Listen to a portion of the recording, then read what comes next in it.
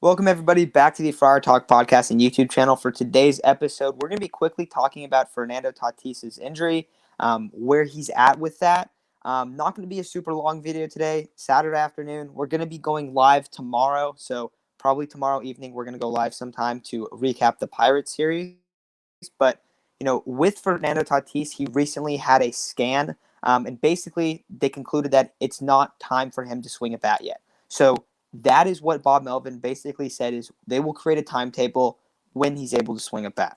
So what I'm kind of guessing from that is once he's able to do that, which we're kind of waiting, it feels like it's probably a couple weeks away to like a month away until that's something that he's going to be able to do.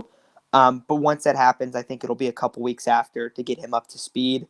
Maybe get some rehab starts. I'm not exactly sure what the duration of that will be, but basically we're probably a month plus from seeing him play. So the timeline was always mid to late June. That's what it seems like it is right now. But anything else you guys kind of want to add on this injury update? So I know, the X-rays showed that they weren't really excited about where he was at. They still said, like you said, he can't swing a bat right now. And most of the reports I have been seeing is that when he is able to swing a bat, which I'm assuming he's going to get another X-ray in about 2 weeks because this was a few days ago. So maybe like June 8th ish around there, he's probably going to get another X-ray. But whenever he's gets cleared to swing a bat, I saw it's going to take 2 to 3 weeks, and that's probably about the amount of rehab starts he's going to get. I'm going to assume it's two because Tatis has always been one of those guys to rush back from injury. You saw it last year, with the shoulder, we saw him come out multiple times and come back quicker than we thought and be okay. So I'm going to give it 2 weeks after he's cleared from there. But man, we do need him back. I mean, we have a we really ride on Tatis. We've really noticed that at the beginning of the season. If we have him and Manny going at the same time, I think we're going to be unstoppable.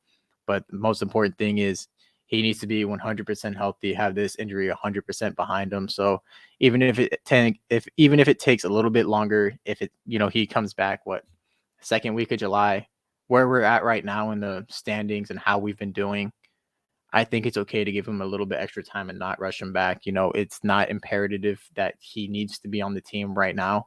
We're winning games. We're scrapping through. Our pitching's doing great. We have Machado doing what he's doing. If a couple more guys come around, we'll be fine without him. So, I really don't want the Padres to rush this, especially considering, he's had the shoulders injury in the past. We don't need another nagging injury for him, especially at his age. Yeah, and I'm looking at the Padres schedule right now, and you look at it and you think, oh man, we need Tatis sooner than we think because our team's not slugging. Because, I mean, realistically, that's where the slugging is going to come from. A guy that hits 35, that's a guaranteed 35 plus home runs in a full season. That is where the slugging is going to come from. And hopefully, it comes from other people here soon and probably at the trade deadline also. But you look at the schedule, and it's like we got the Pirates, the Cardinals are a good team, the Brewers are a good team, the Mets. Still a good team, I think. They lost some people. Then we got the Rockies, the Cubs, the Rockies, the Diamondbacks, the Phillies, the Diamondbacks. All very winnable series that this Padres team should be able to win. And I mean, they've already beat these teams, I think, outside of the Rockies. So, very winnable series that they can do without Fernando. They've already won a bunch of games without Fernando. Not saying this team doesn't need Fernando. This team needs Fernando. They're good without him. They're even better with him, is basically what I'm trying to say. Then you got the Dodgers, but then you got the Mariners, who are struggling heavily right now. Then the Giants, the Rockies, Diamondbacks. By the time Fernando comes back, I think it'll be that Dodger series beginning of July. I think he might come back a couple games before that, but I think that's for sure where they're aiming because I think that's when the NL West is going to start heating up because I think this team can win the NL West. I really do think that with his pitching and if they're able to get these guys back to their slugging averages, I definitely think this team can win the NL West. Like Chase said, maybe another 2 to 3 weeks after he's able to start swinging again.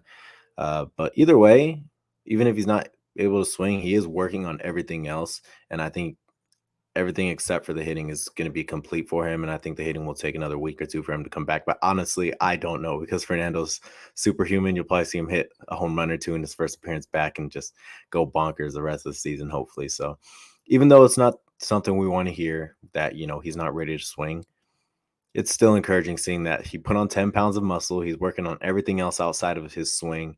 And it seems like he's heavily determined to come back on as soon as possible.